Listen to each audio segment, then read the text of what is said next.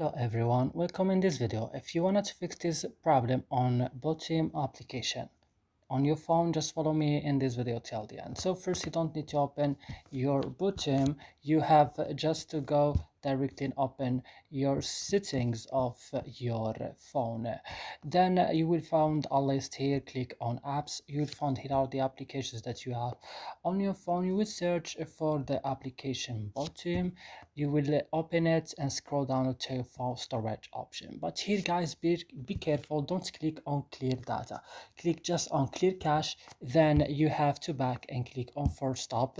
Click OK, and what's next? You have to go to permission, allow permission of all this, and then you have to go to your Play Store, update your Botim application if it's not updated, then go and restart your phone. So that's it guys in this video. I hope it's useful for you. Don't forget to like, subscribe in our channel. See you in other videos.